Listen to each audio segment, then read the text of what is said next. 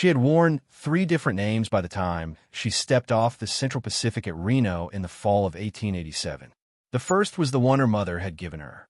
The second was her late husband's. The third was the one she had written in the agency ledger in Sacramento 3 weeks prior, a borrowed surname from a boarding house sign she had passed on K Street, chosen because it was plain, unmemorable, and had no one attached to it who might come looking. She carried one trunk, a canvas sewing bag, and a face that had learned over 2 years to show nothing. She was 31 years old. She wore gray wool, fitted at the wrist, let out at the seam, the kind of alteration a woman does herself at night when the lamp is burning low. Her boots were good leather, worn to the shape of her foot, resoled once. Anyone who looked at those boots could read the story of a woman who had kept herself together past the point where it was easy. Nobody looked at the boots. What they looked at, the depot agent, the 2 ranch wives waiting for the afternoon stage, the boys sweeping the platform, was her face. She was the kind of woman people studied without meaning to. High cheekbones, dark eyes, a mouth set in a way that was not unfriendly but was not open either.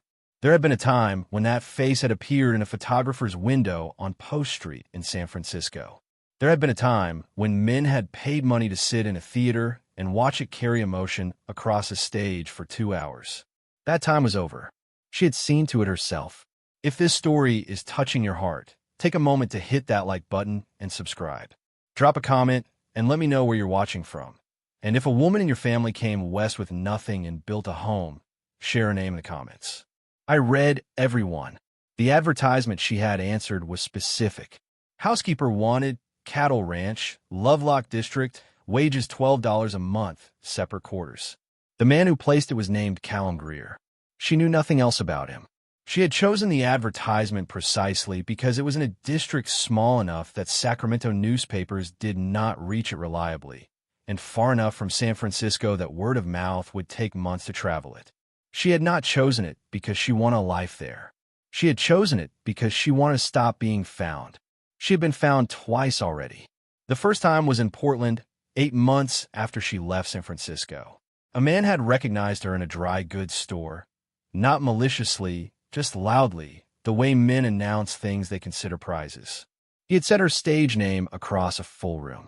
She had paid for her calico and left before the clerk could finish wrapping it. She was on a southbound coach by morning. The second time was in Sacramento. A woman this time, a theater wife whose husband had written notices for the Chronicle. The woman had stopped her on the street, taken her arm with genuine warmth, and said, "You are her, aren't you? You are. I saw you as Viola 3 seasons ago. You were magnificent." And she had said, "I think you've made an error, ma'am," and kept walking.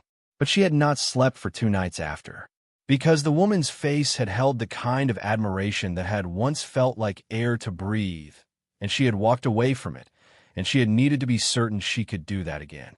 She could. She had built this certainty one refusal at a time.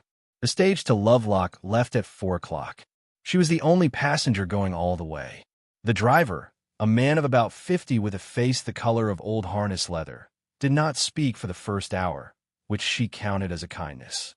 When he finally did speak, he asked if she was the new woman for the Greer place. She said she was. He nodded. He said Greer was a fair man. She asked what that meant specifically. He thought about it. He said, "Some men fair means they don't cheat you. With Greer, it means he keeps his word." She filed that away. Callum Greer was waiting at the road's end when the stage pulled into the yard just before dark. He was perhaps 45, rangy, not tall, with a stillness about him that was not the stillness of a man who had nothing going on, but the stillness of a man who had learned to hold things in. He wore a canvas coat and a hat that had been good once. He did not smile when she climbed down, but he took her trunk without being asked and sat on the porch before she had finished smoothing her skirt. He said, "Miss Farrow." She said, "Mr. Greer." He said, "Supper's on the stove if you're hungry." She said she was. It was that simple and that ordinary, and she had been suspicious of both facts for exactly as long as it took to eat a bowl of beef stew and a wedge of cornbread and recognize that no one in this house was performing anything for anyone. There were 2 children, a boy of 9 named Peter who had his father's stillness and a way of watching things before he committed to them. a girl of 6 named May who had apparently been born without the ability to stop talking and had made peace with this fact. May talked through supper, through the clearing of plates, and partway through the washing up before her father sent her to bed with a hand on the top of her head that was so natural and so gentle that the woman who called herself Miss Farrow had to look down at the dish she was drying. She had not expected that. A man who touched his child's head like that. She put it away. She was here to keep a house, not to notice things. The quarters turned out to be a room off the kitchen with a window that faced east, a bed with a rope frame, and a washstand. It was clean. The floor had been swept recently. She could tell by the broom lines still faint in the corners. He had prepared for her arrival, not as a formality, but as a courtesy. The distinction mattered. She set her trunk against the wall and sat on the edge of the bed and told herself what she always told herself in new places. This was temporary. Everything was temporary. She said it until she believed it. Then she slept. The work was not hard. It was steady, which was different. She cooked breakfast before light, packed Peter's dinner pail for school, kept the kitchen and the 2 downstairs rooms in order, did the household mending, and managed the kitchen garden through its last weeks before frost. May was her shadow from the first morning, appearing at her elbow with commentary on everything from the proper way to fold a dishcloth to a detailed account of the previous housekeeper's failures. The previous housekeeper, according to May, had burned everything, lost Peter's good hat, and cried on Sundays. Miss Farrow did none of these things, which May reported to her father at supper as though it were news requiring documentation. Greer listened to these reports with the same expression he wore while checking fence lines. He was a man of few words, but the words he had were chosen. When she burned the biscuits on her 3rd morning, the oven ran hot and she had not learned it yet. He looked at the pan, looked at her, and said, "Oven's got a temper," as though the failure were the stoves. She had stood there with the pan in her hands and felt something she could not name shift somewhere behind her sternum. She did not trust it. She had been in places before where a man's first kindness was the opening move of something else. But the weeks went and no other move came. He paid her on the 1st of October, exact and without ceremony, folding the bills precisely and setting them on the kitchen table. He asked once if the room was warm enough, and when she said she thought the window let in a draft, he had the frame recaulked inside 3 days. He did not ask her questions about herself. He did not watch her the way men sometimes watched women who were alone. He treated her the way she imagined a decent man treated someone he had hired to do a job, with the respect of a fair transaction and the courtesy of not requiring more than was agreed. She was not accustomed to this. She had been accustomed to being looked at, cataloged, wanted for something that was never simply the stated thing. Her husband had wanted the face, which he had decided was his to own. The theater managers had wanted the crowds the face brought in. The men in the audience had wanted whatever story they had written for her from 30 rows back. No one had wanted the person who went home and unlaced her own boots and fell asleep with a book open on her chest. She stayed wary. Wariness had kept her intact. October settled into the valley with the particular cold of the Nevada high desert, thin and bright by day and sharp-toothed by night. She learned the house the way she had learned every role she had ever played, systematically from the outside in, until she could move through it in the dark without touching a wall. The creak in the 3rd floorboard, the way the back door swelled in rain and needed to be lifted slightly to latch. The loose hinge on the feed bin that wanted to be lifted before it would open. These were small things. She cataloged them because competence was the one currency she trusted, and she wanted to be worth what she cost in a way that left no room for anyone to argue otherwise. The trouble arrived in late October, on a Thursday, when a supply wagon came from the nearest town of any size, Winnemucca, and the driver's wife rode along. A woman named Clara Oakes, whose husband ran the general goods and who had apparently decided that her primary occupation was knowing other people's business and storing it for later use. Clara Oakes took one look at the woman cooking at Callum Greer's stove and went home and told 3 people what she had concluded. The conclusion, delivered over a counter and through 2 fences and across a church pew, was that the new housekeeper was a woman with a past. She was too fine, too composed. Didn't have the hands of a working woman, or so Clara Oakes said, though those hands had been working since before Clara Oakes got up in the morning. And there was something about her face that Clara Oakes had seen somewhere, though she couldn't place it, and that not placing was apparently the most suspicious part. If you're still with us on this porch, do this story a kindness. Hit subscribe and turn on the bell. These quiet stories don't get told if you don't share them. Tag someone who loves a true frontier story in the comments. Let them know we're telling these the way they deserve to be told. The talk reached Greer through the mouth of his neighbor Aldous Fitch, who delivered it the way men deliver unpleasant things, sideways, in the middle of a conversation about cattle, as though the real subject had nothing to do with why he had ridden over. Aldous said, "People in town are saying you don't know what you've got in your house." Greer was mending a bridle when this was said. He kept mending it. He said, "I know what I've got.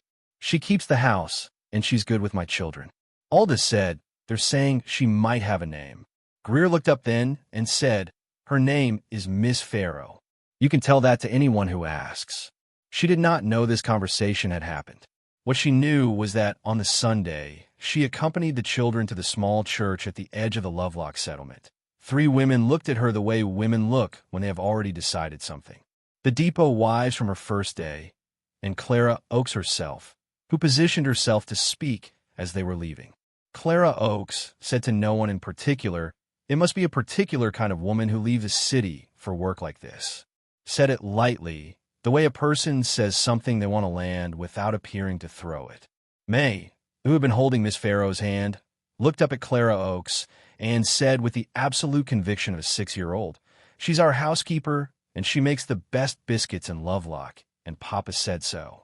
Then she tugged on Miss Farrow's hand and said, "Can we go home? I'm cold." They went home. She helped May out of her coat and hung it on the peg by the door and stood for a moment with her hands on the wool. She thought about the look on Clara Oakes's face, that half-satisfied expression of a woman who has thrown a stone and is waiting to see where it lands. She thought about the women with their turned shoulders and their careful distance. She had been looked at that way before, by bigger audiences in finer rooms. It had not moved her then. It did not move her now. What moved her, and she turned away from the window before she could examine it too closely, was the child who had defended her without being asked, who had held her hand and said "we," the way a child says "we" when she means something she has already decided is permanent. Greer came home that evening with mud on his coat and the specific silence of a man who has been thinking. He hung the coat and washed his hands and sat at the table and then said, without any preamble, "I know people are talking." She kept her hands on the cutting board. She said, "I'm aware." He said, "It doesn't change anything here." He said it the way he had said everything, simply as a statement of fact, the way you report weather. She turned and looked at him. He was already looking at her, not the way men had looked at her from theater seats or across gaslight dining rooms, but the way a man looks at someone he is choosing to believe. She said, "You don't know what they might be saying is wrong." He said, "I know what I see here." She said, "What's that?" He said, "A woman who works without being asked twice, who reads to my daughter at night from her own memory when the lamp oil runs low, who fixed the cold frame in the garden without telling me it needed doing." He paused. He said, "Whatever you left behind in Sacramento, or wherever it was, it's yours to leave. None of my business." She had not told him she came from Sacramento. She said that very quietly. He said, "Stage driver mentioned it. Said you come down from there on the coach." It was all he said, and she had the sense he would not say more unless she gave him reason to. She did not give him reason. She went back to the cutting board, but her hands had gone still for a moment she was glad he could not see from where he sat. The thing she had been keeping locked arrived 3 weeks later, through no one's fault but its own, the way things do when you have packed them too tightly for too long. It was Peter who opened the door, and he did not know he was doing it. He had come inside one evening with a primer, one of a small stack she had assembled from a box of books in the storeroom. She had been teaching him letters 2 evenings a week, at his father's request, because the school 12 miles out was erratic and Peter was behind. They were working through a passage when Peter stopped and looked at the page and said, "My teacher last year had a book with this same piece in it. It was by someone with a long name." Then he said the name. She knew the name because she had performed the piece it came from on a stage in San Francisco at the age of 22. She had stood in the wings before that performance, shaking in a way she had not shaken since. Because the house was full and the role was the largest she had been given, and she was not yet certain she was equal to it. And then the curtain had lifted and she had walked out, and she had been entirely equal to it. She had not let herself think about that in 2 years. Peter was looking at her because she had gone quiet. She said, "It's a fine piece of writing." He said, "Do you know it?" She said, "I know a little of it." He said, "Can you say it?" She said a line. Just one. From memory, because there was no forgetting it after the hours she had spent carrying it in her mouth like water, walking it back and forth in rented rooms until the syllables had the weight of breath. She said it with nothing in her voice that she was aware of putting there and nothing taken out. Peter stared at her. He said, "That was different." She said, "What do you mean?" He said, "It sounded like the person actually said it. Like it was real. Like it mattered to them." She was quiet for a moment. The lamp between them threw orange light across the primer and his careful penciled letters. She thought about the stage at 22 and the wings and the shaking. She thought about how she had walked out from those wings, and the shaking had stopped the instant the light found her, because being seen had once felt like the opposite of danger. She said, "Some things are more real the longer you've carried them." He looked at her with the grave face of a 9-year-old encountering something true, and he wrote 3 more lines in his primer without speaking. She had not wept in front of anyone in 2 years, and she did not weep then. But in her room later, with the lamp turned low, she sat on the edge of the bed and held her face in her hands and let herself be, for a few minutes, the woman who had stood on that stage at 22 and known without question that she was in the exact right place on earth. She let herself miss it the way you miss something you left by choice. Not with bitterness, but with the plain weight of what it cost. She had been Adelaide Voss, who had come to the California stage from Cincinnati at 19 with a trunk of scripts and borrowed confidence, and a belief that a good voice and a memory for text could carry a person forward. She had been Adelaide Voss for 8 years on that stage, first in small roles and then in large ones, and she had loved the work with a directness she had never felt about anything else. She had loved the precision of it. The way a scene constructed, well, was like a room built well, every piece load-bearing. She had loved the silence before the curtain lifted, when all of it was still possible. She had left because her husband had told her she would leave, or he would make her leaving something she did not recover from. He had said it with a precision that left no room for misunderstanding.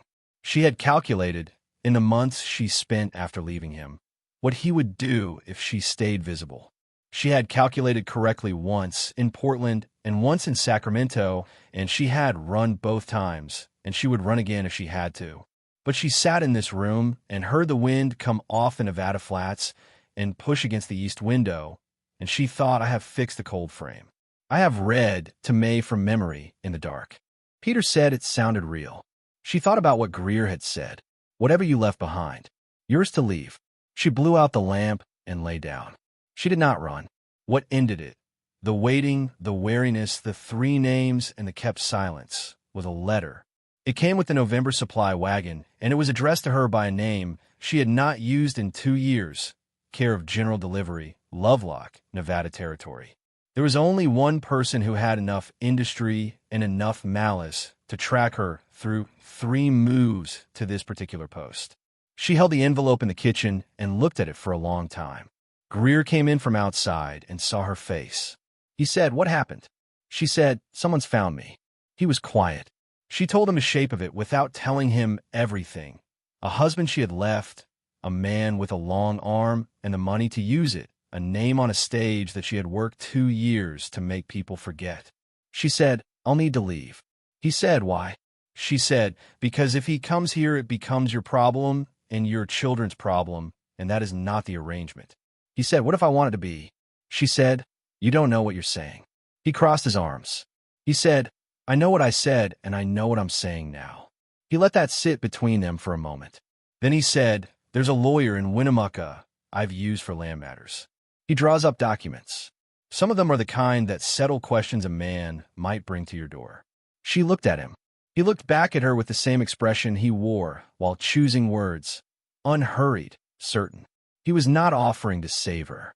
He was offering to stand beside her while she handled it herself. The distinction was not lost on her. She had been saved before by men who required payment in compliance, who counted the debt in small removals of her autonomy, one per week, until there was nothing left to take. Greer was not building that kind of debt. She had been watching long enough to know. She said it would cost money. He said, I know. She said, it's not what you hired me for. He said, no, it's not. He picked his hat off the peg by the door. He said, I'll send a wire to the lawyer today if you want it. She said nothing for a moment. The kitchen was quiet. Through the window, the flats ran gray-brown toward the mountains, and the sky was the particular pale blue of a Nevada November, thin and high and cold. She thought that she had come here to vanish, and instead she had learned the creak of a floorboard and the temper of an oven and the way a 9-year-old held a pencil when he was concentrating. And somewhere in that ordinary accumulation, the plan to vanish had come undone. She had not noticed the exact moment it happened. She only noticed now, standing in a kitchen that smelled of wood smoke and coffee and the dried sage May had put in a jar on the windowsill last week, that she did not want to be invisible anymore. She said yes. He nodded. He went out. May appeared from somewhere behind the curtain where she had clearly been listening and said, Are you going to stay? She said, I'm going to try. May said, Good, because Peter likes you and he doesn't like people. Then she went and found her coat and followed her father out to the yard as though that settled the matter, which it mostly did. The lawyer's documents took 3 weeks and cost money that she paid back from wages over the winter. The documents established, in language a territorial court would respect, that any claim of marital custody over a woman who had legally abandoned a residence after documented harm was without standing. The lawyer, a careful man named Howell, said the documents would not prevent a confrontation, but they would determine its outcome. She sent a copy to the last address she had for her former husband, through Howell's office, with no other correspondence attached. He did not come. Men who ran on intimidation rarely did when the paper made clear it would not work. Clara Oakes, who had been watching all of this from a distance of 12 miles in an active imagination, announced to her church circle in December that the new woman at the Greer place had a husband somewhere back east and was in some kind of legal trouble. The church circle passed this around for 2 weeks until Aldous Fitch's wife, who had watched Miss Farrow nurse her sick neighbor's youngest child through a fever for 3 nights running without being asked, told Clara Oakes to her face that she should consider the difference between a woman with trouble and a woman who had gotten out of it. Clara Oakes did not have a ready answer for that. By Christmas, the talk had gone quiet the way talk does when the story refuses to go the direction people wanted. Greer took his children and his housekeeper to the church service and sat in the 3rd pew, and the women who had turned their shoulders in October turned back, not with warmth, all of them, but with the ordinary acknowledgement of a person who had been present long enough to belong to the place. May sat between her father and Miss Farrow and held one hand from each. She had been doing this for several weeks. She did it without comment, as though it was simply the correct arrangement and she had discovered it. It was the 3rd Sunday of January when Greer asked her to stay.